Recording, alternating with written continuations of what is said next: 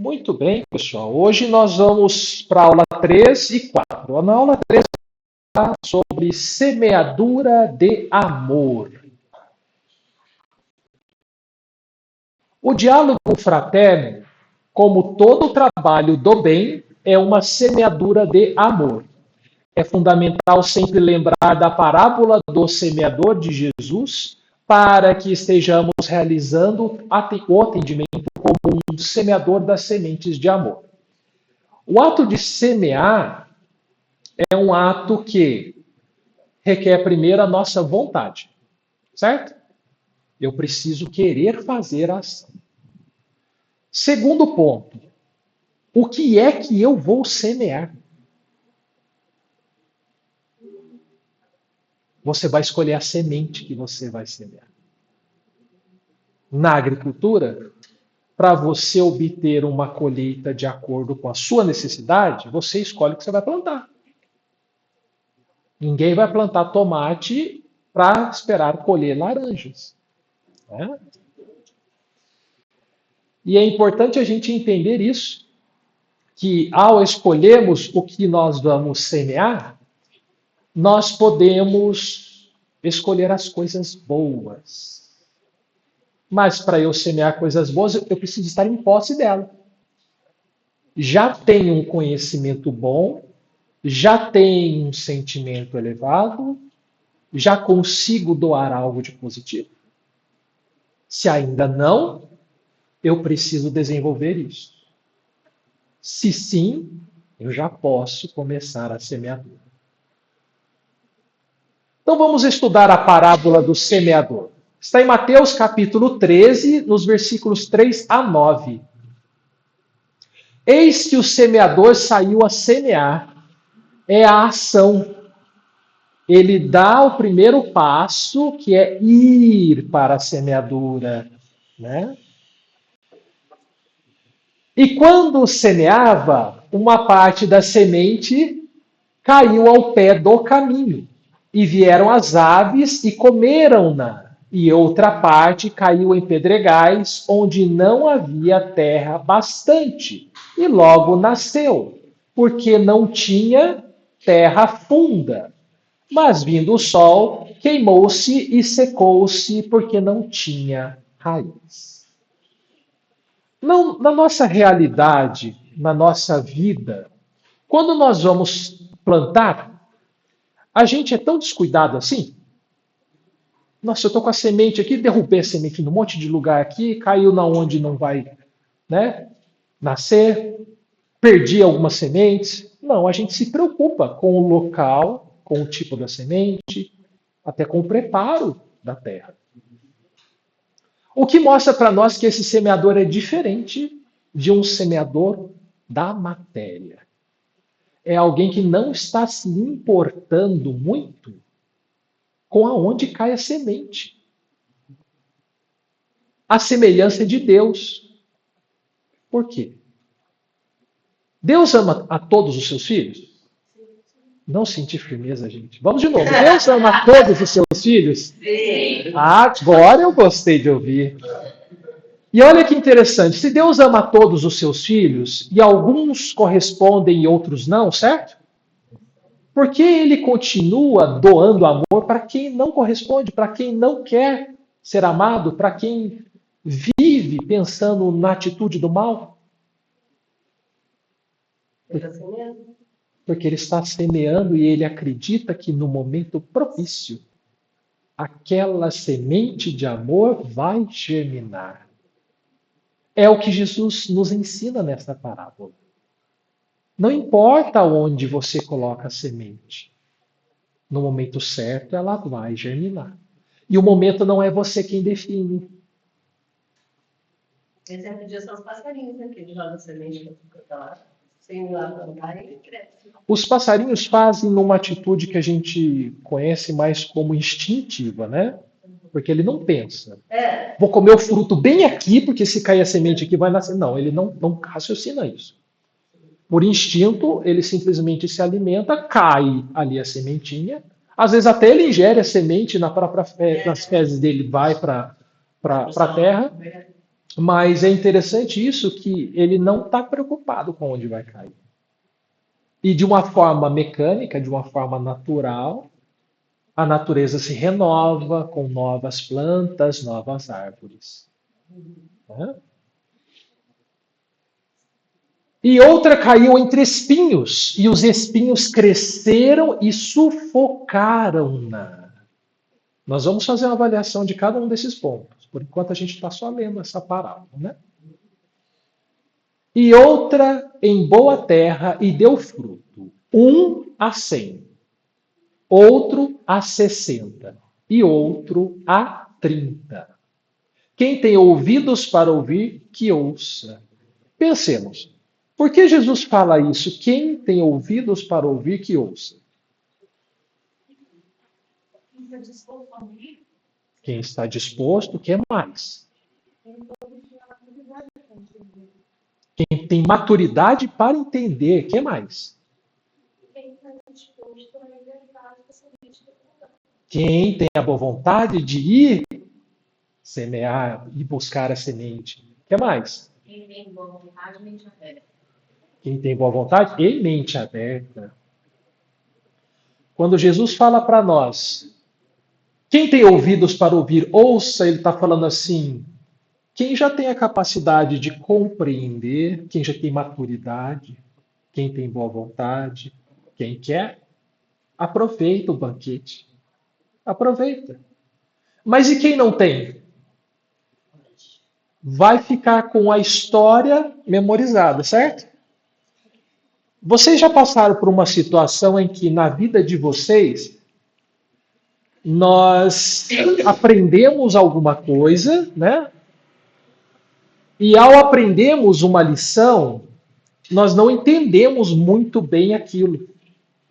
E às vezes precisa passar um tempo, a gente refletir, vivenciar outras experiências, conhecer outras pessoas, e de repente, nossa, agora eu entendi aquilo lá atrás. Cai a ficha, né? Caiu a ficha. Essa também é germinação do entendimento. Exatamente. Porque podemos entender que a semente ela contém todos os ingredientes necessários para o nosso crescimento. Quando ela germina, a planta começa o quê? A enraizar e a crescer. É a parte do amadurecimento. Porque no começo o caule fino e verde ainda é molinho. E ele não tem firmeza nas raízes também. Então é um momento em que você não está tão fortalecido naquele conhecimento, naquela experiência. Leva tempo.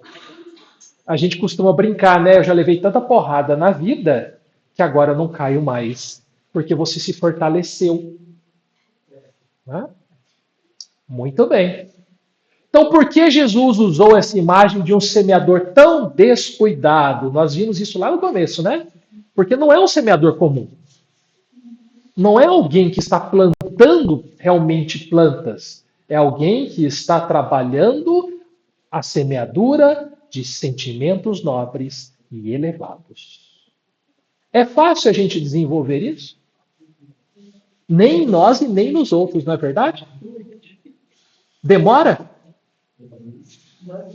Requer esforço? Requer fracasso? O fracasso significa que eu tentei, não estava certa a forma. Tentei de novo, talvez não tivesse certa a forma ainda. Tentei de novo, e com o tempo eu vou falar, olha, eu estou mudando a forma de tentar até eu conseguir. Só que tem gente que só tenta de uma forma. E desiste, porque acha que nunca vai conseguir. São aqueles que não fazem uma autoanálise. Você faz uma coisa, ela tem um resultado que não é bom, um resultado ruim. Só que você repete a mesma ação e espera um resultado diferente. Não tem. Mesma ação, mesmas condições, vão dar resultados semelhantes. Eu preciso, então, analisar. Poxa, algo deu errado na minha vida? Por quê? o que foi que eu fiz, ou como foi que aconteceu que deu errado. Para que deu errado? Ué, para que eu aprendesse que aquela forma está errada, que eu tenho que fazer de outra. Chama-se evolução. Não é a família. Poucos param para avaliar. A maioria prefere sentar e chorar. Não é o mais fácil? É mais fácil, a gente espera que alguém venha, que alguém resolva o nosso problema, passe a mão na nossa cabeça, e aí a gente não modifica e não amadurece. Não amadurece. Né? Então, porque na verdade ele não é um semeador qualquer. Esse semeador de Jesus não é um agricultor, mas representa todo aquele que semeia as sementes de amor no coração do seu próximo. Quando a gente pega no contexto do diálogo fraterno, e isso é interessante porque as parábolas do Cristo, elas se aplicam em todos os contextos. Então nunca tenha uma única interpretação. Aqui no contexto do diálogo fraterno, você é um semeador quando você vai trabalhar ouvindo e auxiliando o seu próximo. Aí, se eu estiver na minha casa e algum familiar está precisando de ajuda e eu paro para ouvi-lo e auxiliar, você é um semeador também. O semeador não saiu ali em todos os lugares e foi semeando, soltando as sementes? Nós vamos fazer isso em toda a nossa vida, em qualquer lugar que a gente esteja. Não ache que você não pode exercitar o bem só porque você não está dentro da casa espírita. Tem gente que acha que não, eu já trabalho 1 hora por semana na casa espírita e tá bom. Fora dessa 1 hora eu não preciso fazer o bem. E não é isso que Deus quer da gente. Ele quer que a gente aprenda e saia praticando o máximo possível. Principalmente dentro da nossa casa. Né?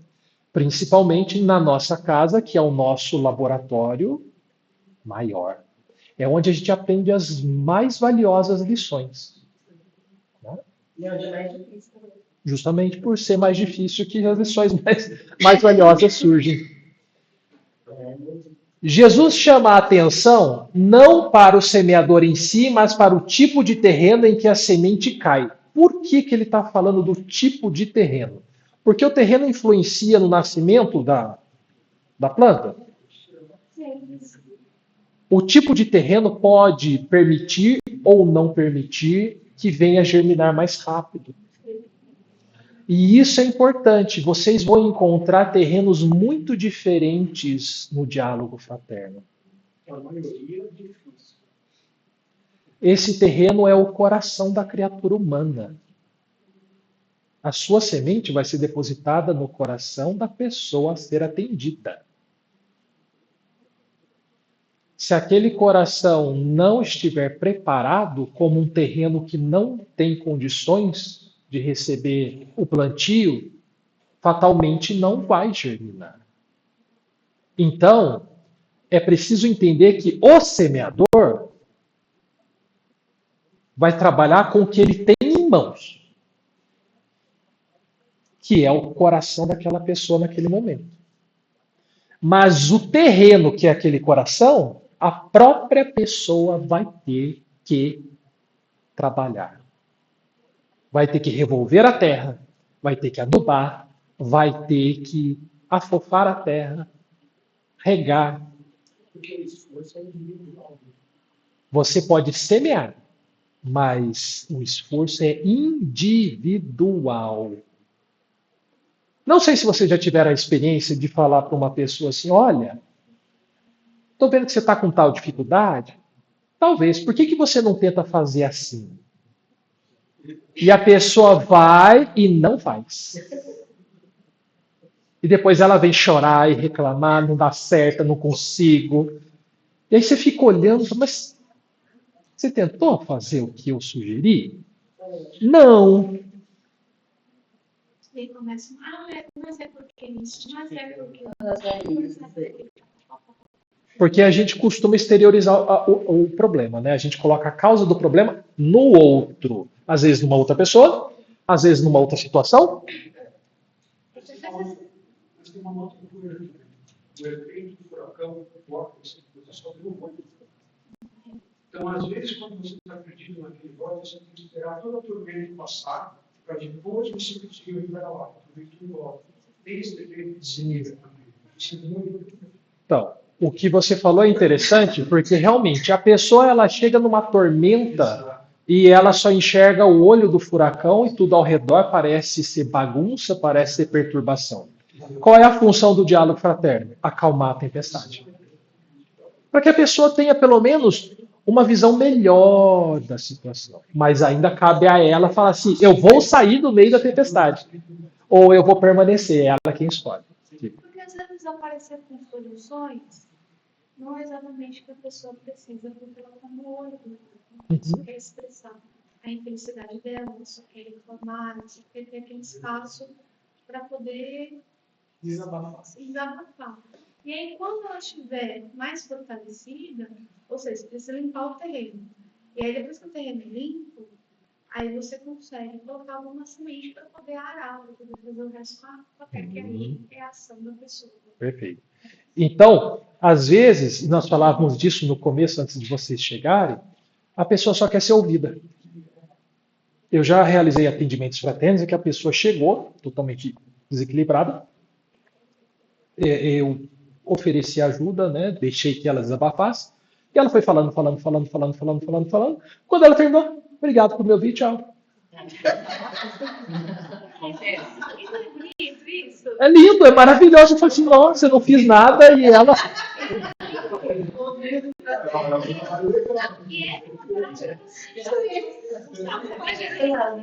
Calma, gente. A prática da CNV, da comunicação não violenta, Aham. é exatamente a necessidade do outro, a necessidade de ser ouvido, a necessidade de solução. Muitas vezes eu preciso chegar, né, com o meu esposo, e aí eu tô assim, perturbadíssima, aí ele assim, eu quero desabafar. E aí eu preciso, porque meu marido já pensa nas soluções, ele já vai.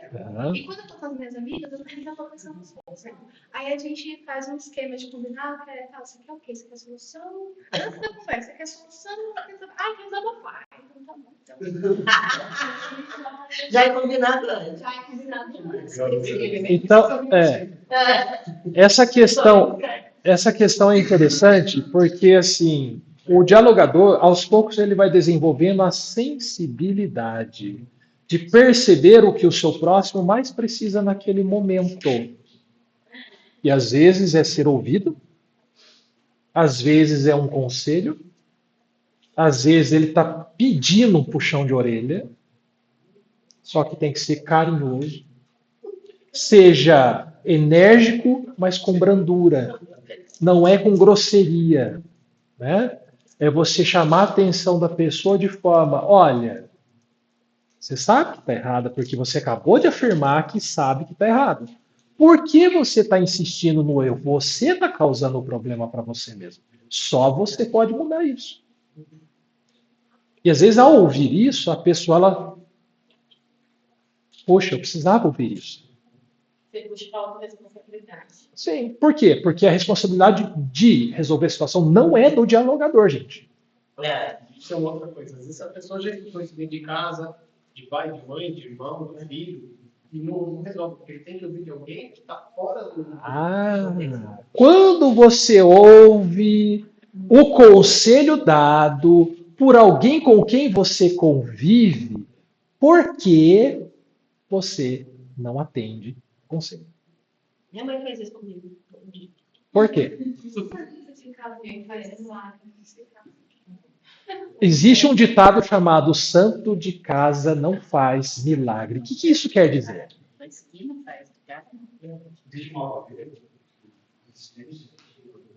Nós criamos uma barreira. Por quê? Isso é importante de entender, porque isso é uma verdade. A gente acredita que quando é de fora há uma imparcialidade. Poderia ser isso, mas ainda não é.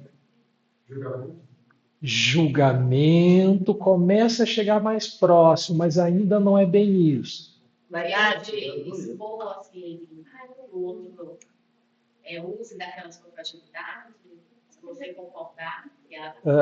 Medo de ser, digamos assim, manipulado, já que o outro sabe da minha fragilidade. Pode ter a ver, o medo também pode influenciar nisso. Mas a principal questão é a que Jesus coloca para nós quando ele fala: o profeta em sua terra é o quê? Não faz mal. Não faz milagre. O que acontece, gente? Quando você ouve o conselho de uma pessoa que você conhece muito bem, intimamente, você fala assim: eu sei das suas imperfeições. Aqui você não engana, não.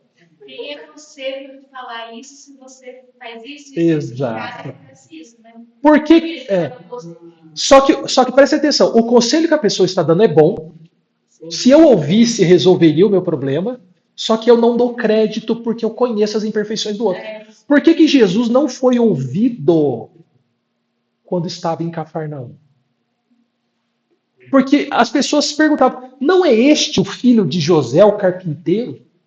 Não é este a quem vimos criança brincando com João Batista?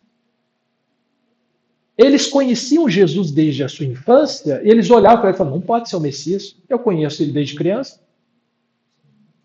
Olha como nós somos. Não dá importância. Não damos importância porque achamos que conhecemos o outro. Mas, gente, presta atenção na informação. Se aquele conselho, independente de quem veio, é bom, por que eu não vou aproveitá-lo? E geralmente é de alguém que sabe te ama muito. Né? Quando a mãe fala para o filho, né? Você acha que a mãe ia falar algo que ela não, né? Certa feita, durante, se não me falha a memória, não foi no curso de radiação, foi num outro estudo que eu estava dando. Um casal de amigos sentados próximos a mim, eu estava falando sobre um determinado tema e aí a pessoa perguntou para mim, a mulher perguntou: mas e se foi isso, isso, isso? E eu, né, dei uma orientação para ela e ela acatou a orientação. Falou: agora entendi. O marido olhou para ela assim: Fala isso todo dia. por que você ouve o que ele fala e eu falo isso todo dia para você e você não me escuta? É exatamente isso, gente. Porque nós não prestamos atenção na profundidade e na beleza da fala. Nós julgamos a fala com base no que conhecemos do outro. Cuidado, tá? O engraçado é que assim, a gente não tem resistência em ouvir as pessoas que a gente ama e ao mesmo tempo a gente também busca validação, né? Porque a gente quer ser validado. Então, às vezes, o marido está ligando, falando todo dia, esperando ser validado por aquilo. E a gente não consegue enxergar, aproveitar, mas não fazer esse movimento. Exatamente. Essa questão de alguém conhecido dar um conselho e a gente não aceitar e um desconhecido dar um conselho e você aceitar, ela também tem a questão do orgulho, né? Se eu acatar o que o outro está falando, ele vai falar assim: tá vendo? Eu tinha razão, você que não está me ouvindo. Então, a gente tem esse medo também, né? Como foi falado, o medo, às vezes, do outro tentar manipular, utilizar as minhas fraquezas, né, contra mim mesmo. Tem uma série de fatores. E a gente deve sempre fazer uma autoanálise. Será que o que está sendo passado para mim não pode ser uma inspiração espiritual que está tentando me ajudar? Porque eu estou pedindo ajuda. E vem conselho de um, vem conselho de outro, e eu não aceito. Eu não aceito. Eu vou dar um exemplo assim, bem bom que aconteceu. Meu esposo comprou um carro, aquele carro dos sonhos, os dados do carro dos sonhos. E daí o bicho dando problema. E ele levava no mecânico, levava no outro, levava no outro, um problema. E meu filho, e ele, meu Deus, que olha o problema desse carro, eu vivia desesperado. E já tinha gastado o que tinha e o que não tinha. Meu filho caçula, deveria ter uns 16 anos, eu falei: pai, o senhor já olhou tal peça? Aí meu marido falou: rapaz, lógico, Leni, trocentos mecânicos, não sei o que lá, você não sabe de nada, família, né? Uhum. Aí eu falei: amor, mas você já olhou essa? Eu já, depois da tempestade, um dia mais calmo, mulher, você sabe, né, gente? Mas será que você já olhou essa peça? Aí ficou com aquele tudo na cabeça. Será? Não é possível que ele está passando em frente de uma mecânica que mexia só com aquela peça. Ele lembrou do que o filho falou e lembrou de mim agora. O que custa? Já tentou tudo, né? Aí ele parou. Gente, era péssimo. Seu filho de 16 anos. Um filho de 16 anos, sem experiência nenhuma, falou pra ele, pai, porque isso. E ó, gente, juro por Deus, depois que meu filho falou isso, gastou, gente, gastou. E ficou, mas ele ficou no menino. Depois ele falou, meu filho, você foi. Né? Porque era péssimo, gente. Aí a gente para e analisa assim, se a gente tivesse tido calma e refletido mais profundamente, quanta dor e sofrimento poderia ter sido evitado. E dinheiro nesse E caso. dinheiro nesse caso, né? Tá? Então sempre deem atenção, não quer dizer que vocês vão aceitar tudo, mas reflitam. Ouçam. Não custa averiguar. O nosso erro maior é não saber ouvir. Tem um outro problema. O ser humano é muito lembrado. Sim, a gente se ofende por muitas coisas. Existe aquela peça. Você está achando que você é quem para falar? Não, mas foi bem isso mesmo. Tipo, A criança- da onde você tirou isso? Não sei o que, Aham. rapaz, que experiência que eu tenho, não sei o que, sei lá. Só que daí eu falei, eu faço assim, aí eles já sabem que hoje em dia né, eu tenho um código com os meninos. Mas aí eu ainda ele falou, mãe, eu tenho certeza no fundo do meu coração que é essa peça. Mas ele achou que já tinha olhado essa peça, Uhum. devido ter levado em vários lugares. E não tinha olhado. Perfeito. Então o orgulho impede a gente muitas vezes de ter ajuda fácil, Sim. direta, rápida. Eu acho que teria economizado os 2 mil. Mas agora ele aprendeu. E às vezes também a gente pode até ouvir, porque já ouvi conselhos, e falei, não, mas eu vou dar uma cara a tapa, para poder aprender aquela situação. Eu já ouvi, tipo, mas aquela fulana, aquela sua amiga, não vou com a cara dela, não sei porquê. Aí eu falei assim, tá. Aí eu ouvi, entendi, mas quis continuar com a amizade, justamente para poder dar a cara. Então, às vezes, a gente precisa desse momento de aprendizado. Então, é interessante, mas o caso da história, mas também o esposo, ele quis passar por toda a experiência, porque ele precisava. É isso mesmo, porque ele também é egocêntrico, né? Tipo, nossa, eu, né? Eu tinha que.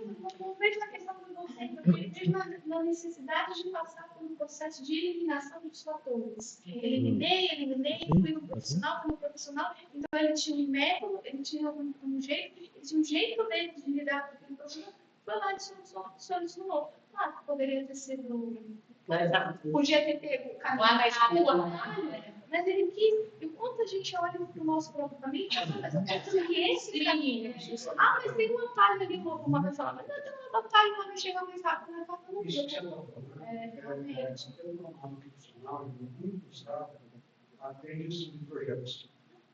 Às vezes você tem inúmeras metodologias de trabalho, até científicas, que dizem que quando você tem uma via de raciocínio, você tem sempre que usar durante as fases da sua implementação, a fase da sua análise, ou a fase da sua descrição científica, sejam efeitos prismáticos. O que são efeitos prismáticos?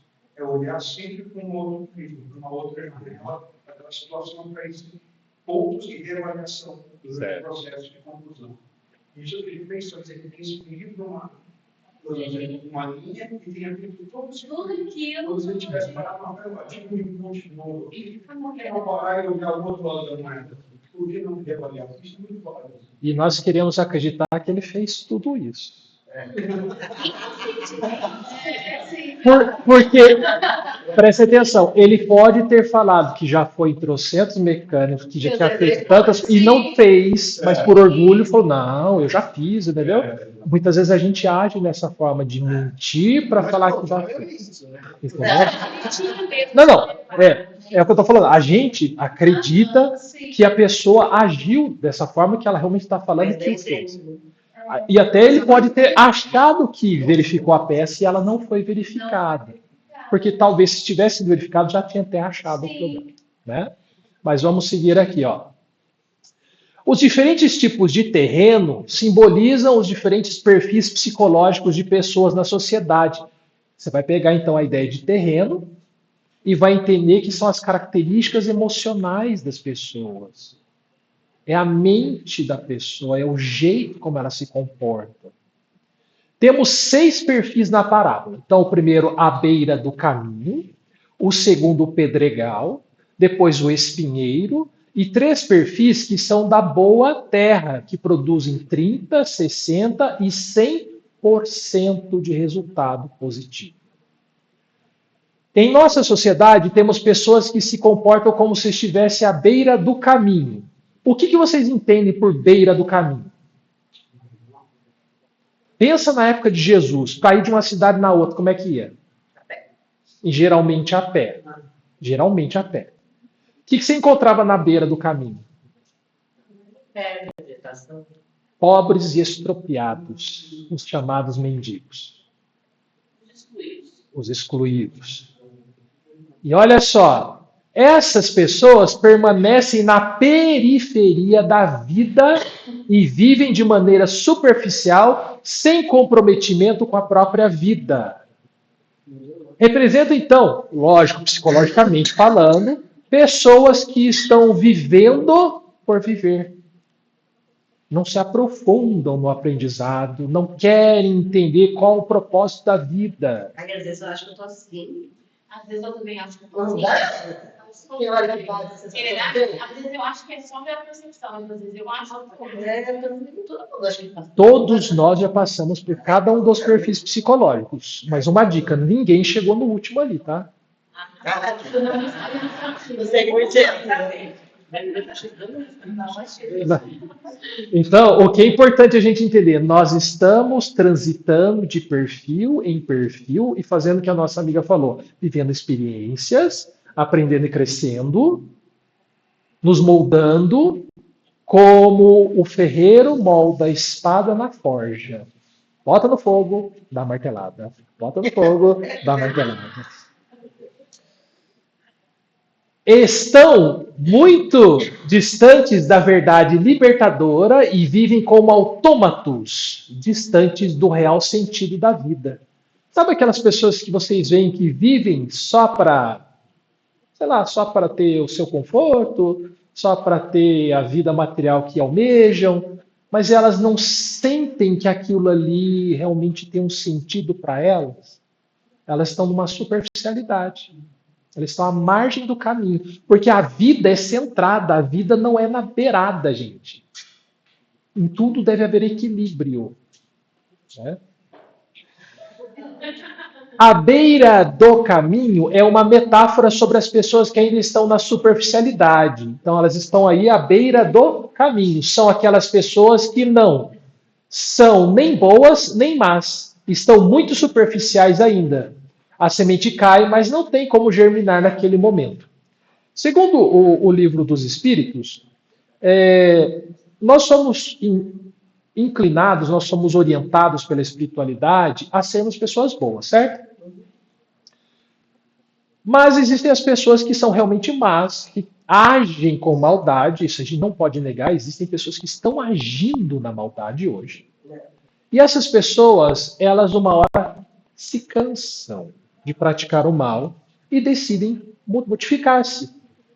Nós conhecemos ex-criminosos, ex-viciados, ex-assassinos, que decidiram parar com isso e mudar a sua vida. Isso pode acontecer porque ela cansa de praticar o mal. O mal cansa, gente. O mal requer muito esforço. Vocês não imaginam o quanto. Mas o problema maior são as pessoas que estão à beira do caminho. Elas não são nem boas e nem más. Elas estão em cima do muro. Aí você fala assim, vamos fazer uma atividade caridosa? Ah, não vou. Por que não? Ah, eu não gosto desse negócio de fazer o bem, mas eu também não faço mal para ninguém, vou ficar na minha. Ela é morna, como diz o Evangelho. Ela é morna. E ela não quer sair daquela condição e é um espírito que perdura muito tempo no mal. Ué, mas ela não faz nem o bem nem o mal. Para a espiritualidade, não fazer o bem é equivalente a fazer o mal. a gente é como psicólogo, né? Quando a gente não faz o bem. Porque você desperdiça a sua encarnação. Realmente, isso aí é muito parecido com o Paulo de Tarso, que ele tinha todo o ímpeto os valores dele e ele caçava os cristãos. Mas aí quando ele muda a chavinha, né, quando ele conhece Jesus, quando ele passa pela transformação, aí ele passa com o mesmo vigor a fazer o filho. Mas o Paulo não estava em cima do muro. Não estava, então. Ele tinha aquele ímpeto para fazer o que era o ideal dele. Então ele fazia, ele tinha aquela força. A pessoa morta não tem essa motivação. Ah, sim. A pessoa morta não tem ação. Essa diferença. Ela não tem vontade, ela não quer sair para É agir. tipo um sapinho. Você lembra aquele documentário, Uma Verdade Inconveniente, que dá aquele exemplo do sapo que você coloca numa panela. O sapo com água. E aí vai fervendo aquela água. E o sapo não sai do lugar até ele morrer. Ele fica ali. Ele vai se adaptando. Mas é que a pessoa morre. Peraí, um de cada vez. Vamos lá. Fala, Robson. Nesse caso da pessoa morta, o problema é ser equivalente a fazer o mal e fazer o bem, porque a pessoa morta, que eu acho que é a maioria das pessoas, é a pessoa que já sabe o que é o bem e já sabe o que é o mal. Ela tem um certo conhecimento do que é bem e mal. Então, se ela sabe o que é, mais ou menos o que é, e o fato dela não fazer bem é que faz com que ela seja vista como quem faz o mal, porque ela conhece um pouco disso já. Porque a pessoa que não conhece, o ignorante mesmo, o ser humano que ele está naquela fase de não saber o que é bem e o mal, ele não fazer o bem não significa que ele faz o mal. Mas o que já conhece um pouquinho, no nosso caso aqui, a gente já sabe que é bem e mal. A gente não pode ficar em cima do muro aqui. Certo. Ah, não vou fazer nada, não pode. Você já sabe a consequência disso na coisa. Mas existem muitos que assistem a palestra e não modificam-se. Que fazem cursos e não modificam-se. Então, Que tomam passe e não modificam. por isso que é o equivalente a fazer. Mas era tudo no Porque já tempo. conhece. Está se preparando. Mas aí é que tá. Eu não falei que cada um passa pelos perfis psicológicos apresentados aqui. Tem o seu tempo. Só que quem está nesse estágio é mais demorado para sair dele, porque não quer. Sim. E porque não se reconhece como mal, né? É como o sapo que a amiga falou. Por que o sapo não lava o pé? Porque não quer. Não tem essa historinha? Hã? Ele não quer. Virou exemplo, Hã? Muito bem. Por essa falta de, na verdade, essa acomodação aí, falta de posicionamento, é mais por eu achar que o fato não está fazendo mal, porque não está prejudicando nada. É nesse sentido. Olha só que interessante esse ponto, tá? O Robson colocou uma questão que às vezes a pessoa ela não entende o que é o certo, o que é o errado, que ela não sabe se está fazendo bem, se está fazendo mal, ou se ela entende, ela não quer fazer, né? Existem os casos de ignorância por falta de conhecimento mesmo, mas eu posso dizer que é o seguinte, Robson, você mesmo tendo o conhecimento de que a ação caridosa, através do espiritismo, que se fala muito de fora da caridade na salvação, é o caminho, se você nunca tivesse ido nas ruas fazer o atendimento a um morador de rua, alguém que está na condição de rua, você entenderia a importância desse trabalho? Sem viver a experiência, a gente pode ter uma leve noção do que é o bem e do que é o mal, mas eu preciso viver a experiência para eu sentir a dor do outro. Para eu sentir o que é a realidade, a dureza, o momento. Eu não sei se pegar esse cigarro, você também disse uma frase um pouco antes que a gente nasce crente, mas o tempo de germinar é Deus. Sim. Então, será que o tempo dessa pessoa também acordar, o tempo dessa pessoa ter aquele ir para rua e ver, o tempo dessa pessoa ter esse gatilho, ter esse despertar. de Deus?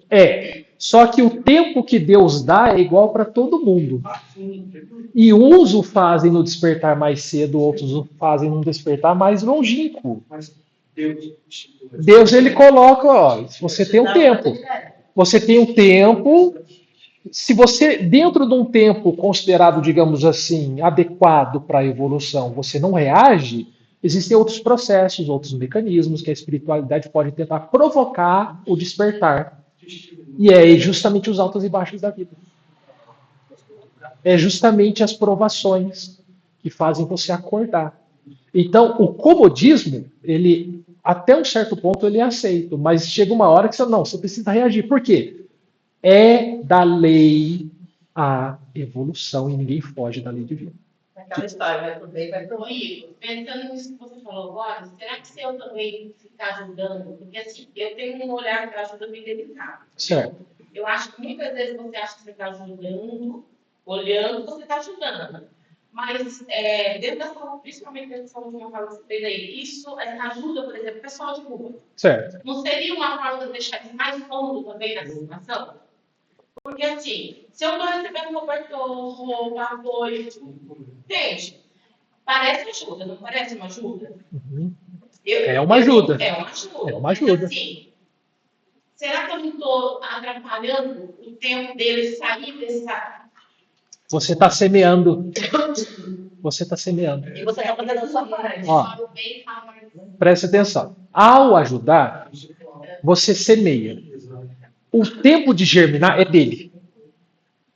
Uma coisa que aconteceu que foi fantástica quando nós começamos com o trabalho de confecção dos gorros, blusas para doação, foi o retorno que eu tive logo de cara. Entregaram e me deram um retorno seguinte, Igor. Quando eu entreguei, eles falaram assim, é novo? É novo. Foi feito para você. Eu nunca ganhei nada novo. Aquilo me quebrou.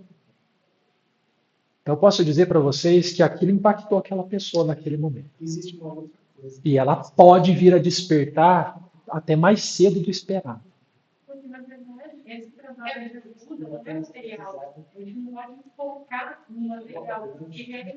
Eu estou envolvendo o que eu estou fazendo com Eu o não amor. estou focando no material, eu estou trazendo uma questão assim.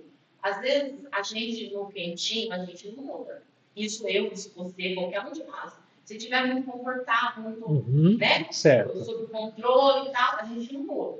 Então, às vezes, aquela dor que vem pra gente, ou de repente uma situação dessa, às vezes ela é necessária para aquela alma que ele vive. Sim. Para ele se mobilizar de alguma forma Certo. em algum momento. Certo. Você está certa na sua colocação, mas tem um ponto muito importante. A ajuda não é para viver a prova pelo outro. É para ajudar o outro a enfrentar a prova. Você não está resolvendo o problema dele. Você está diminuindo a dor dele.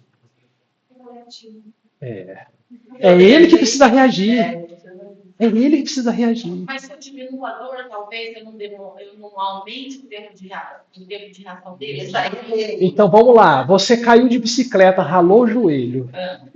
Se a sua mãe não colocar o remédio no seu joelho, ele pode inflamar e pode piorar. E você ainda vai sentir a indiferença do tratamento dela com você. Mas se ela vem e fala assim, o que você fez com o seu joelho, menina? E vai lá e faz a limpeza, e faz o curativo, e cuida, e fala, não faz isso, eu fico preocupado com você.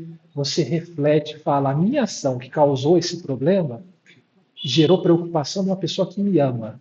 E ela, mesmo me chamando a atenção, cuidou de mim.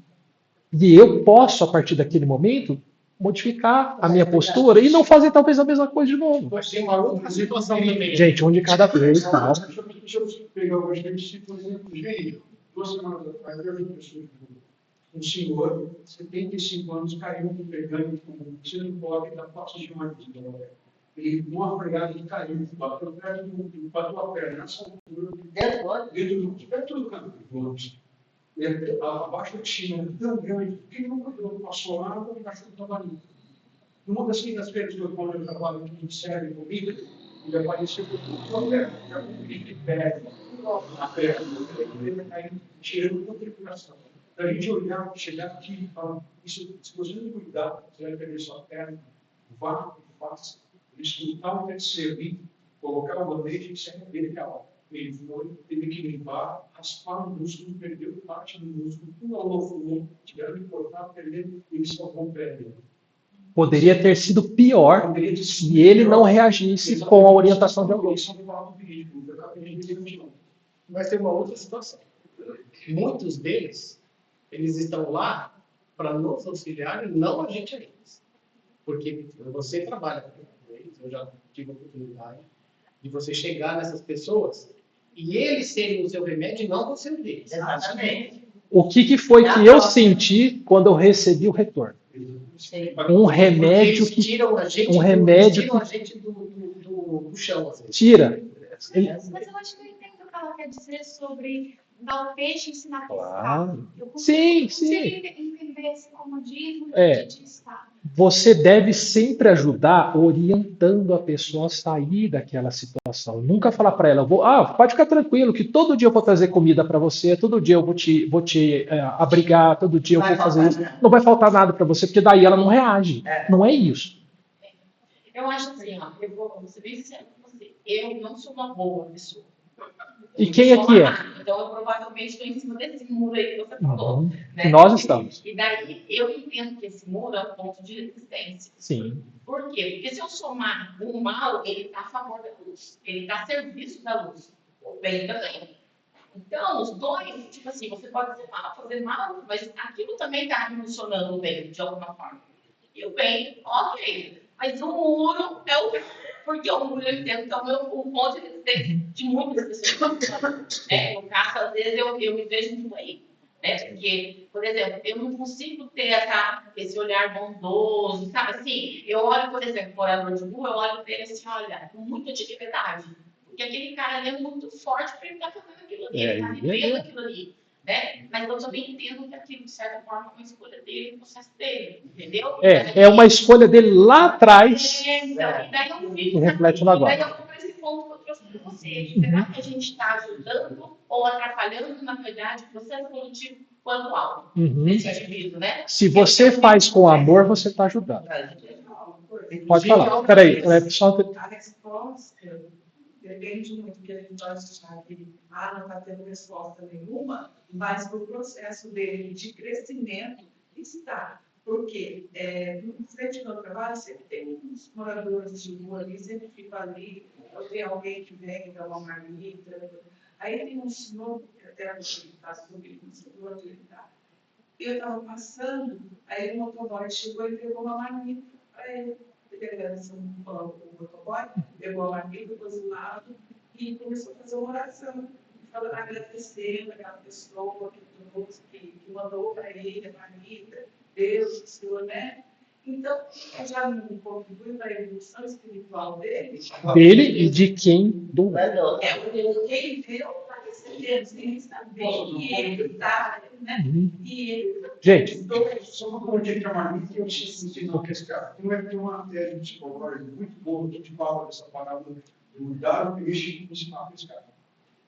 Em tudo, como uma marmita, o que adianta eu ensinar alguém a pescar sendo que a pessoa não sabe que é um peixe que ele provou? Então, o que eu tenho que fazer primeiro? Primeiro eu dou o peixe, mostro que é o peixe, sinta, saboreie, percebe o peixe, agora eu te eu pego essa marmita, eu dou a marmita, sinta a marmita, você vai desenvolver isso, mas o nível para ter essa marmita. Então, o trabalho brinca para você conquistar por si próprio. É a mesma marmita.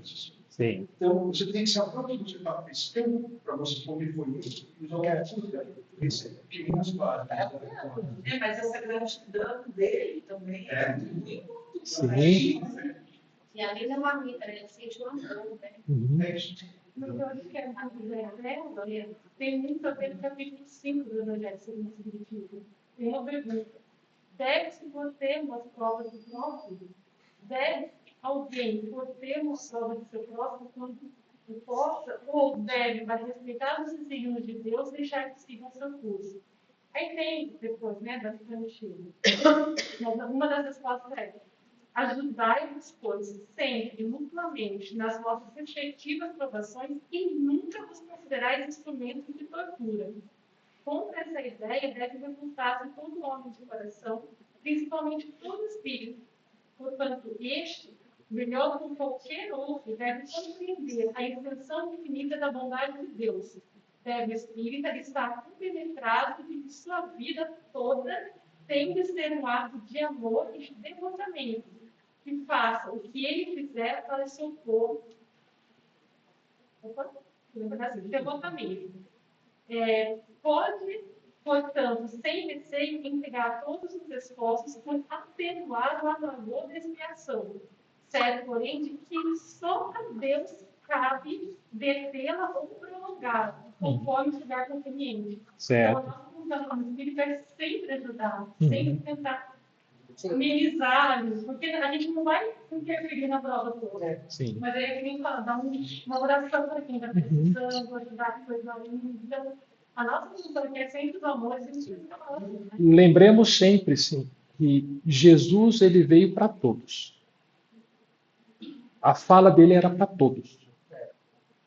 Ouvia quem tem ouvidos de ouvir, via quem tinha olhos de ver, mas ele sabia que um dia aqueles que não ouvem, não veem, iriam ouvir e ver.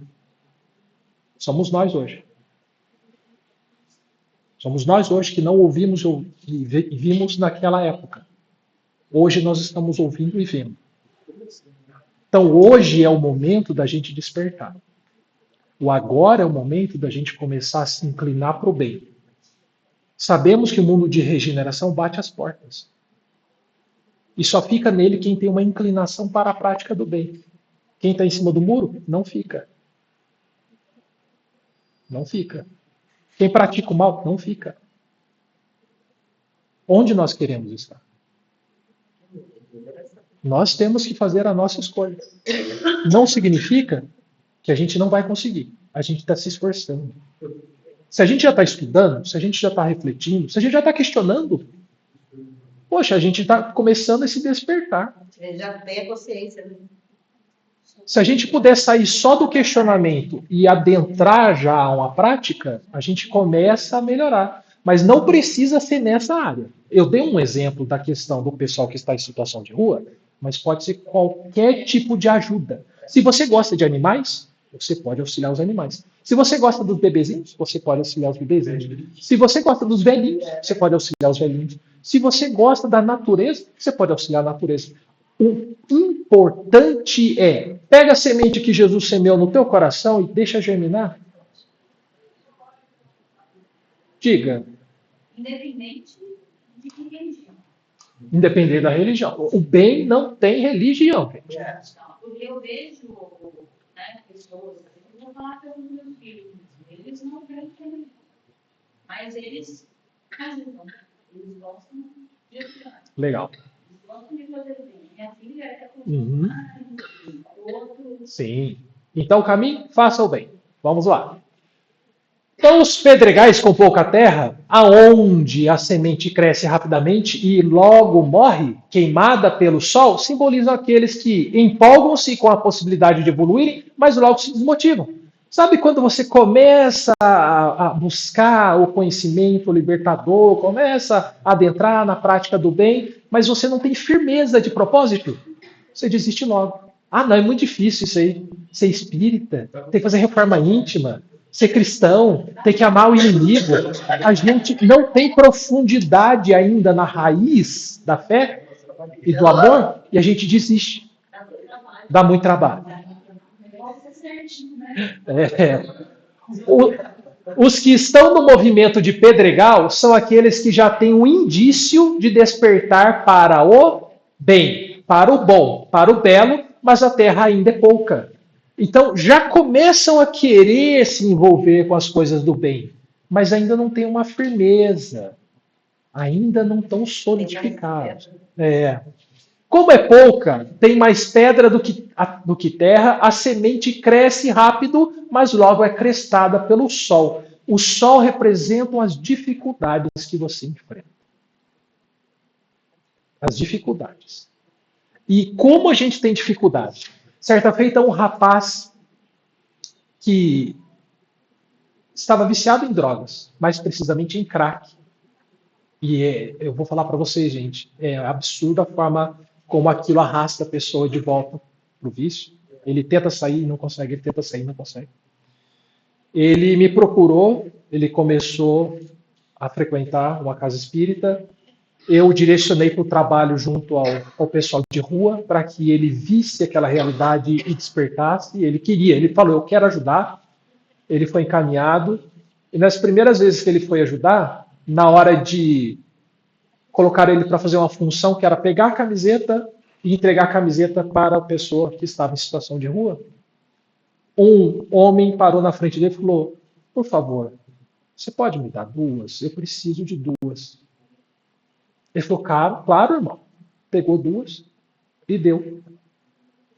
o cara do lado, espírita, já há um bom tempo. Você não pode fazer isso. Está errado. Ele vai vender, vai trocar por droga.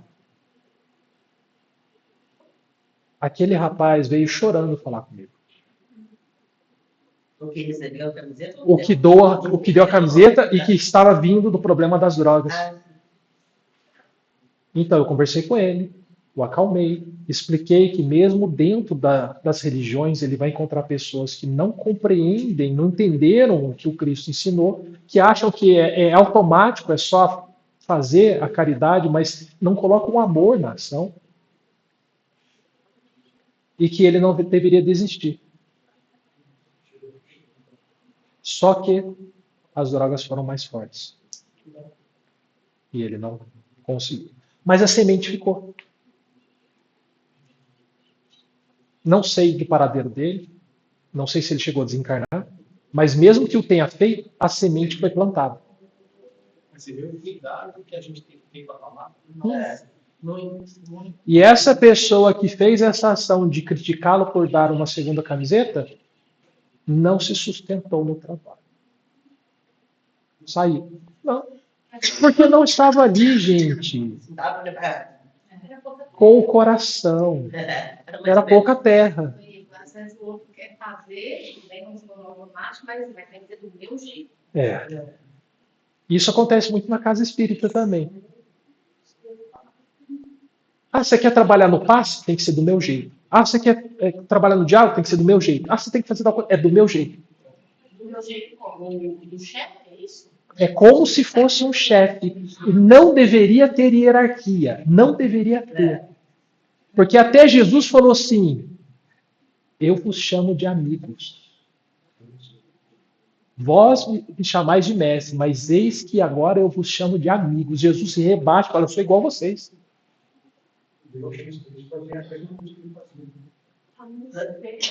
Estava travado assim. Muito difícil não julgar, porque esse outro rapaz fez julgar aquele que estava pedindo, enquanto que o outro não julgou, ele simplesmente doou, né? Porque ele já tinha passado. Porque ele vinha de uma experiência semelhante. Ele vai comprar droga, ele vai usar para não sei o quê. Acho que a gente, como tem que fazer, não tem que julgar, né? Tem que doar. Né? É difícil. O que ele faz, com aquilo que a gente deu, é o problema dele, né? A gente tem que fazer a nossa parte, né? Então, as pessoas ficam com medo, justamente, eu vou ajudar, mas essa pessoa vai pegar essa minha doação e vai transformar em algo ruim. Eu já fui jogador também. Tem esse medo. Eu tinha muito essa visão também, eu me identifico muito nisso aí. E assim, eu lembro uma vez meu filho, nunca gostei de dar pessoas pedindo nada no Senado, justamente por achar que não vai tomar droga. E uma vez meu filho falou: não vai, porque você não ajudou. Ele tinha 10 anos na época. Eu disse: não, filho, porque você vai pegar com uma coisa assim, não, mas aí você fez a sua parte. Olha isso. A lição que ele me deu ali, depois ele fez assim: tem razão. E a necessidade dele, ali, maior, é nome. Você vai fazer o quê? Mas eu não tenho, né? Não está preocupado, eu tenho que fazer o bem. Mas nem tanta preocupação, porque a gente pensa, a gente está alimentando o tráfico, a gente está alimentando. Então, vamos com calma, tá? A gente não está alimentando o tráfico porque, na verdade, a gente não está dando com essa intenção. Agora, se ele pegar e usar dessa forma, é ele quem está alimentando. É ele.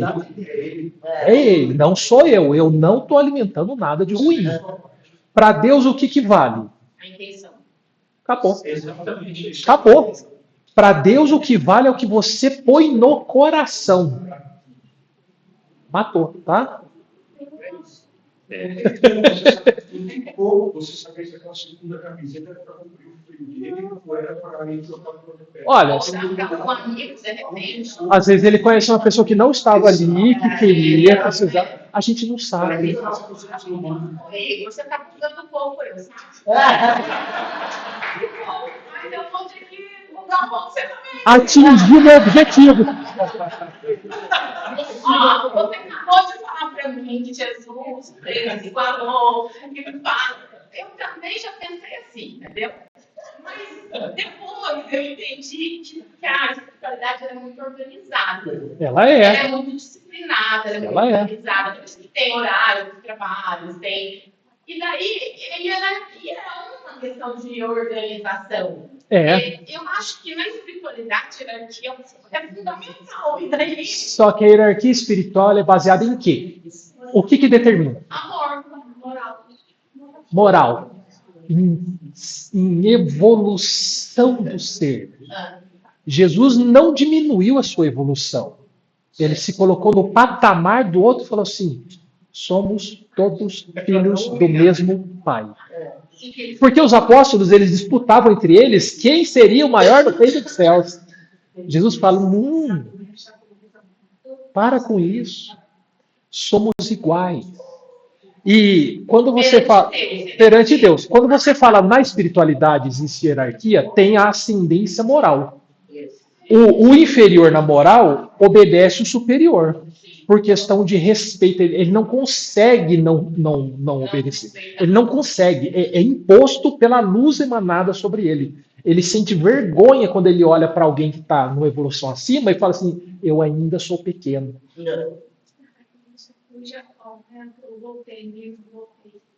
O espírito do Frederico Figner, que é o irmão Jacó, né, no livro Voltei, ele era presidente da Federação Espírita Brasileira, desencarna. E aí ele vê que todo mundo que vem recebê-lo numa festa está brilhando. Ele olha para ele, pagadinho. Aí ele participa da festa, foi recebido, tal. Depois que passa a festa, ele fica meio triste, meio embucho, né? Por que eu não tenho luz? Ele sente inveja. Sente inveja. A filha dele tem que olhar para ele assim, porque o pensamento dele. Aí ela acaba segura. Até que ele é esclarecido. Não basta fazer caridade, não basta trabalhar na casa espírita ou em qualquer igreja, não basta. Se não desenvolver em você as virtudes, se você não voltar uma pessoa melhor daquela que nasceu nessa terra. Então, essencialmente, o trabalho inicial. O trabalho total é você consigo próprio. O outro, como disse o nosso amigo, é uma oportunidade de você ajudá-lo para se ajudar. A caridade que eu faço, na verdade, é para mim. É para mim. A gente acha que é por outro. Isso significa que quando eu não dou, quando eu não ajudo, quando eu julgo e condeno, eu estou fazendo isso para mim.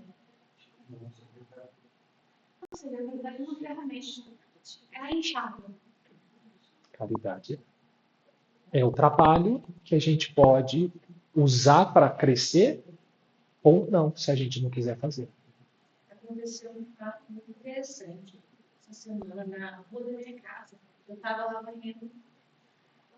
varrendo a calçada, de repente veio uma menina, e eu vi nitidamente a menina vinha vindo assim, você rápido. A menina vinha vindo assim e parou na minha frente e eu comecei a chorar. E aquela menina chorava, eu falava, meu Deus, eu vou lá conversar com essa menina. Mas isso não é da minha conta. Eu mesmo questionando o meu conflito interno aqui. Aí chegou uma senhora, parou o carro e foi para essa menina. A menina saiu de perto de mim, se ficou buscando. E a menina falou, minha filha, não sei o quê. E eu falei, vó, deixa o problema é dela, né? Então, eu de família que se vira, estou lá para dentro. Só que aquilo estava me incomodando. De repente, vai um homem de carro também virar para a menina. A menina gritava, a menina encostar nela. Eu falei, não, algo certo tá, né? Tem alguma coisa errada aí. Entrei pra dentro, falei, mas é família, não vou me incomoder. Entrei pra dentro, uma coisa, a Maria chegou e falou assim, nossa, o que está acontecendo com aquela menina pranto? Quem que é aquele homem que está tentando agarrar ela? Eu falei assim, não, eu vou ter que ir. Aí eu fui até a menina, aí pedi licença para o pai, pedi licença para a avó, e a menina estava no desespero. E ela não falava nada. Uma menina de 12 anos, gente, dava dó, desespero que podia estar. Eu perguntei para a senhora, o que aconteceu? O que aconteceu com ela? Quem é esse homem, né? Quem é esse moço? Ela é adotada. Quando a mulher falou assim, ela é adotada, foi adotada com 9 anos, agora está com 12. Aquilo deu uma dor no meu coração tão grande, eu não quero nem saber o resto. Lá, com a menina, conversei, pedi a ajuda de Deus, até fiquei ali pensando. E como ela gritava, que não queria ser tocada, eu só fiquei pensando, o que eu vou fazer? Vou rezar. Daí comecei a rezar, o pai dela perguntou quem eu era, eu falei, sua vizinha aqui da frente. Reza comigo, falei para ele, né? Aí comecei a rezar, e ela foi acalmando o choro. Eu senti que ela ia acalmando, eu consegui colocar a mão nela. Ela conseguiu falar um nome pra mim, dei água pra ela e tudo. E fiquei ali, aí o pai ficou me olhando assim, meu filho ficou me olhando. Daí eu falei assim, nossa, eu deveria... Daí ela foi se acalmando, resumindo, ela conseguiu ir embora. O que eu tirei de experiência para mim? Eu demorei muito para me decidir, né? Eu fiquei assim, gente, ó, em cima do muro. Se talvez eu tivesse, a hora que ela parou, eu já tivesse ido lá no encontro dela, tivesse dado amor, acolhimento mesmo, ela não teria ficado tantas horas, como ela ficou realmente por um longo tempo, chorando, né? Porque ela se sentiu rejeitada, ela brigou com a mãe.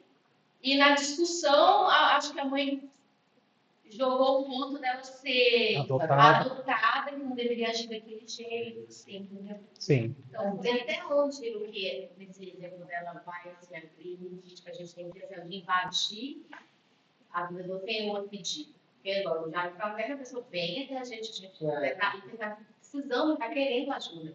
Mas a partir do momento que a pessoa não está pedindo, você interfere. Será que ela não pedia quando ela gritava, não toca em mim, sai de perto de mim? Ela estava pedindo ajuda. Com outras palavras, mas ela estava pedindo ajuda.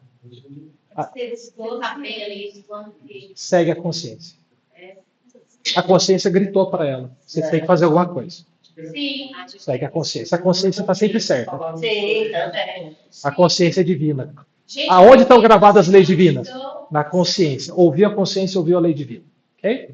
Gente, vocês não sabem o que eu senti. Assim. Ó, aviso para todos. Se vocês quiserem ir embora no horário, vamos.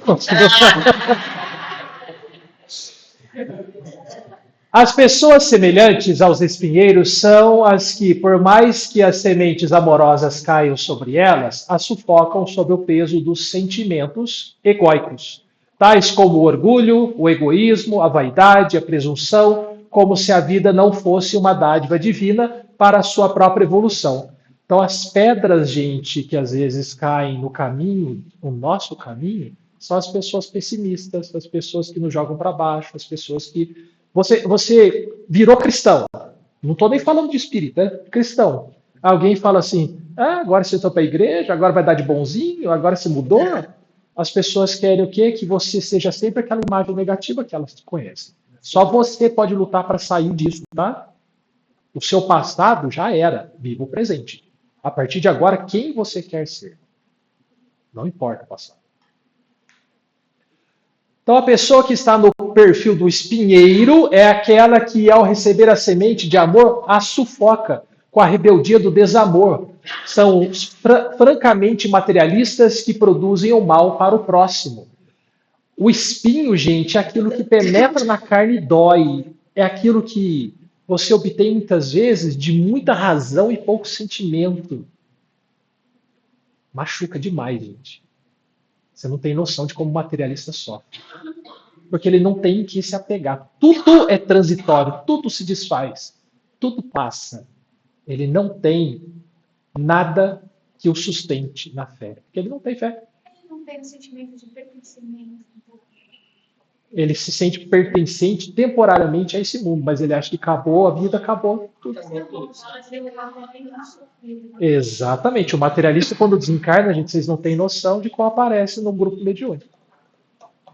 Ele parece totalmente perdido. E não adianta falar, mas agora você é espírito, que você está vendo espírito, não sei o quê. Ele não consegue aceitar.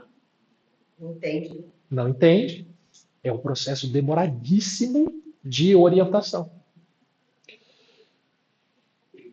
É diferente dos dois primeiros, porque um deles está na superficialidade, nem bem nem mal. O outro já tem a propensão ao bem, mas é um bem muito fugaz. Temos os que já estão... então no caso aí, esse do espinheiro, o materialista, né, ele muitas vezes pode até fazer o bem. Tá? Não quer dizer que o materialista não possa praticar o bem. O problema é que ele sente um vazio. O problema é que ele não consegue enxergar o propósito. E às vezes o bem que ele faz não tem um sentimento, tem um automatismo que é a própria culpa por alguma coisa que ele fez que o move a agir daquela forma. Então nem sempre ele está com o coração inclinado ao bem. Não são todos os casos, isso varia. A gente pode, porque aí você está falando de etapas de caminho, mas a gente pode ir e voltar de acordo com o nosso desequilíbrio emocional, né? Esses Pode. momentos da vida que a Pode. gente está bem assim, Sim. e com mais difícil, né, que a gente tá. Pode passar por uma situação que te faz perder a fé e te transforma no materialista. Você pode passar por uma situação em que você adquire a fé e de repente você é sufocado por aqueles que te tentam jogar no pessimismo para baixo.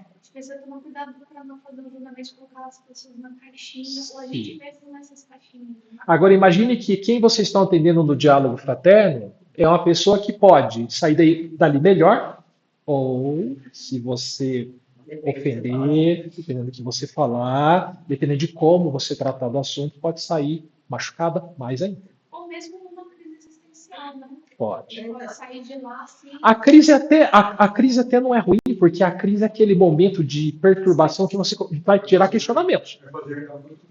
Oi, Igor. Isso que você está falando de crise existencial, de fé, de levantar, eu passei por, estou ainda na minha depressão ainda, mas no pior momento da minha depressão, eu não perdi a minha fé, tipo assim, não deixei de acreditar que existe um Deus, algo maior que eu. Mas eu deixei de acreditar que eu merecesse essa comunicação com ele. É como se eu não conseguisse falar com ele, entendeu? Ele não necessitasse mais. Não porque ele não queria, porque eu não merecia. Sim. E isso foi a pior fase da minha depressão. Eu sempre tive o costume de rezar na natureza, no pôr do sol. Eu olhava o pôr do sol e falava, cadê Deus? Porque você não me escuta, não consigo. É como se eu não conseguisse se ligar, sabe? Pegar o telefone e ligar, não tem linha. Isso foi a parte mais difícil. E foi o que eu consegui resgatar depois que eu voltei para o centro e comecei a trabalhar no atletismo e estou aqui com vocês. Né? Mas eu não entendia, porque a vida inteira fui pessoa religiosa. Quando era criança, eu era da igreja católica. Depois eu fui para o espiritismo, sempre fui trabalhadora de casa, frequentar, estudar. E passei por isso. Então, assim, a minha fé era rasa. O que aconteceu comigo? Foi a doença, sabe? Foi intervenção espiritual, obsessão. O que acontecia que eu não conseguia acreditar que eu merecia ser escutada por Deus, sabe? Nós trazemos muitos complexos de outras encarnações e durante a nossa experiência na presente encarnação, o ego, que nada mais é do que a personalidade predominante de outra encarnação, às vezes vem à tona. E esse ego é o que você não quer mais que ele haja. Às vezes é uma pessoa explosiva, às vezes é uma pessoa orgulhosa, às vezes é uma pessoa medrosa, mas ele vem à tona e você perde o controle, porque você não está ainda moralmente equilibrado o suficiente para dominar. Enquanto o ego consegue vir à tona, é a personalidade do passado assumindo o controle, só que isso te machuca muito, porque você não quer mais ser assim. Sabe quando você faz uma coisa, você fala, mas eu não queria mais fazer isso. É que você está deixando esse ego assumir o controle. Quando você fala do materialismo adulto, falta propósito, né? A gente vê muitas pessoas, assim, uma busca desse propósito como se fosse algo muito, assim, particular de cada um. Mas, na verdade, o propósito de todos é realmente fazer o bem, é evoluir, deveria ser esse, é isso. Então, podemos pegar uma frase de Buda. O propósito da vida é viver. Você já pegava, né? Descobrir qual foi o meu propósito. E aí, É viver. Porque você evolui vivendo. Ficou ocupado, você conhece o caminho. Ó, você conhece o caminho caminhando. É aí que você vai ver o que tem na estrada. É viver da melhor forma possível.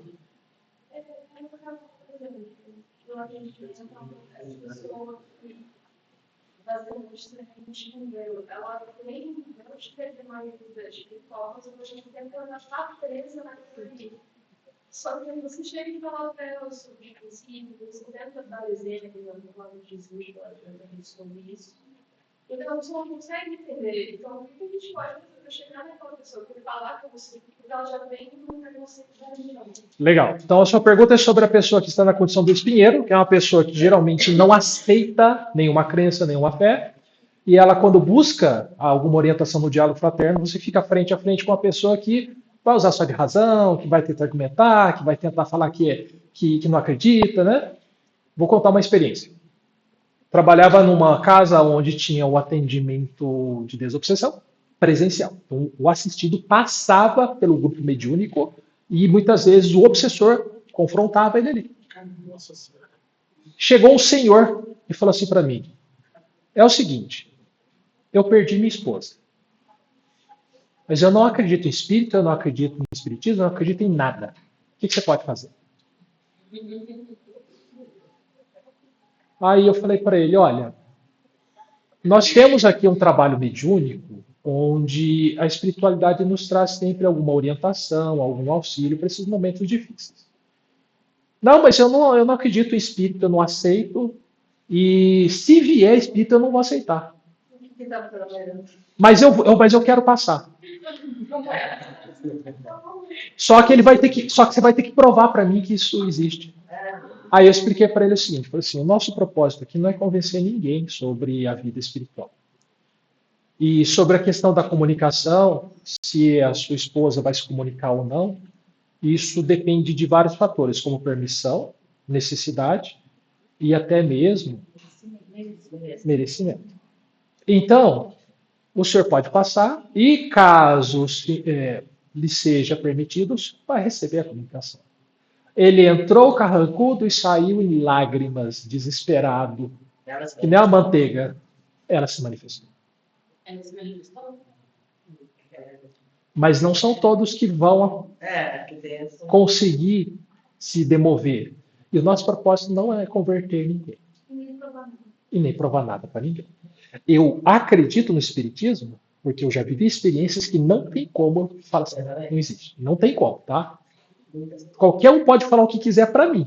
Não tem como mais. E não tem como voltar atrás.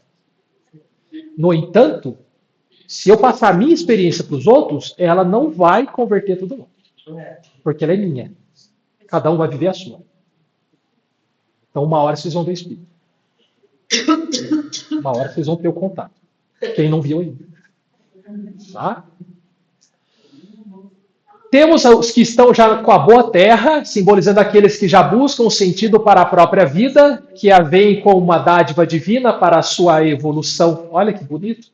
Buscam a verdade libertadora com o objetivo de revolver a terra, a fim de produzirem de acordo com a sua fertilidade. Uns produzem 30%, então eles começam a fazer o bem, cerca de 30%. Gente, você começa a fazer o bem, você chegar no 30% do seu tempo praticando o bem, é muita coisa. Né? Representando, então, aqueles já estiveram em outros perfis. E graças à dor que esses perfis geraram, essas pessoas resolvem aceitar o amor divino e a produzir o amor em si mesmas. Que foi o que foi falado. Nós passamos por esses perfis. E essa dor que nós vivenciamos vai nos modificando. Tá? Outros produzem 60%. Se chegar em 30 já é difícil, 60% então, né? Representando aqueles que já estão em situação mediana, despertaram há mais tempo e utilizam a verdade para transformar as suas vidas para melhor. Essa verdade, gente, não é simplesmente fazer a caridade. Essa verdade é eu me cuidar, eu evoluir, eu utilizar o bem que eu posso fazer para mim e para os outros, para crescer, para melhorar minha comunidade, para melhorar minha família, para melhorar todos com quem eu tenho contato, até aqueles que parecem que não gostam de mim, desenvolvendo o amor até pelo inimigo. Outros produzem 100, cuja representatividade assenta-se na fidelidade à verdade. Tem as suas vidas repletas de sentido, com excelente qualidade, e utilizam todos os recursos para viver o ser que eles são em comunhão plena com Deus. Comunhão plena com Deus. Quem que viveu assim? Jesus. Jesus é o 100%. É o objetivo. Tarefas para o trabalhador do diálogo fraterno. Então ele tem que fertilizar o próprio coração a partir do exercício do amor para que possa se tornar a boa terra, onde a semente do amor vai produzir os seus frutos. Somente após essa fertilização é que ele terá sementes para poder semear nos diferentes terrenos. Preciso desenvolver a compaixão cristã, o amor cristão visto na nossa primeira aula, para que eu possa auxiliar o próximo. Segundo, semear as sementes de amor em todos os tipos de terrenos. Beira do caminho, pedregal, espinheiro, e Boa Terra, utilizando as várias atividades do diálogo fraterno. No caso do Boa Terra é o mais fácil. Os outros 3 primeiros ali são os complicadinhos. Né? Do ponto de vista espiritual, as sementes de amor são tudo aquilo que dão sentido à vida, tais como a mudança de nós mesmos para melhor. Um exemplo de uma postura ética, uma ação para o bem social, em favor de um mundo melhor, uma oração, um bom pensamento, um sentimento nobre, uma orientação que damos, etc. Todas essas ações são sementes de amor imperecíveis que aguardam o momento de germinar. O bem que você faz pode demorar para resultar no nascimento do amor no coração do outro, mas vai um dia germinar. Então calma. Não ache que você transforma o mundo sozinho e nem da noite para o dia.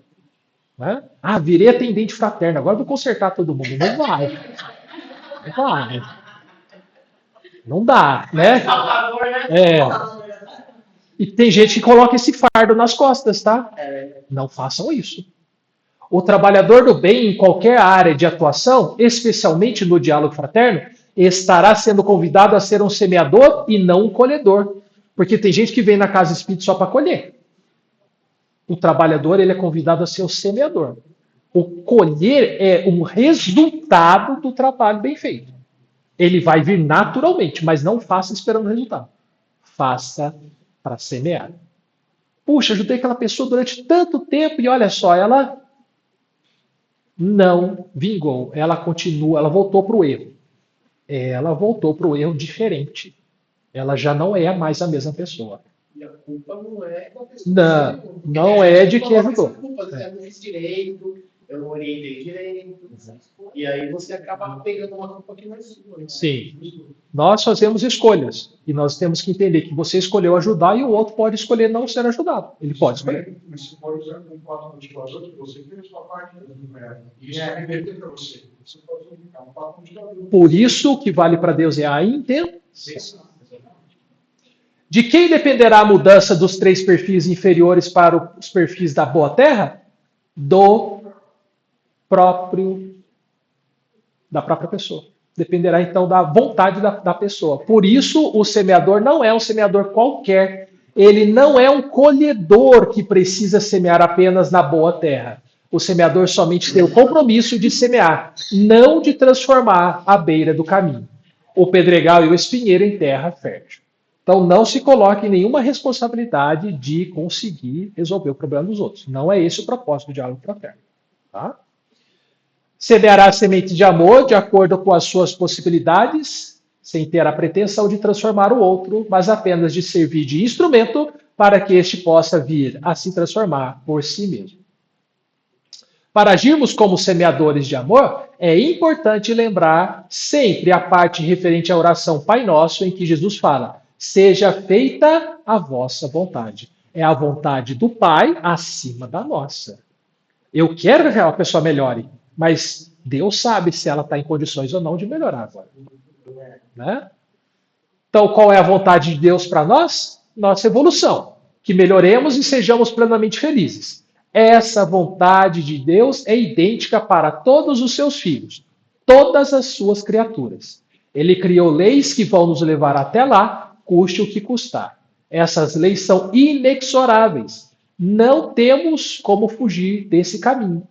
Contudo, temos o poder de evoluir por nós mesmos. Você pode se sustentar por um tempo sem evoluir, ficar em cima do muro, ou praticando mal, mas não é para sempre.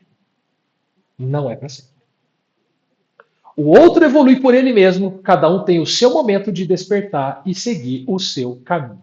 E o trabalhador do diálogo fraterno é convidado a evoluir por si mesmo, tornando-se exemplo da boa terra, ao mesmo tempo que semeia no coração de todos aqueles que o buscarem, independentemente de qual perfil esteja. Tranquilo? Vamos tomar um café.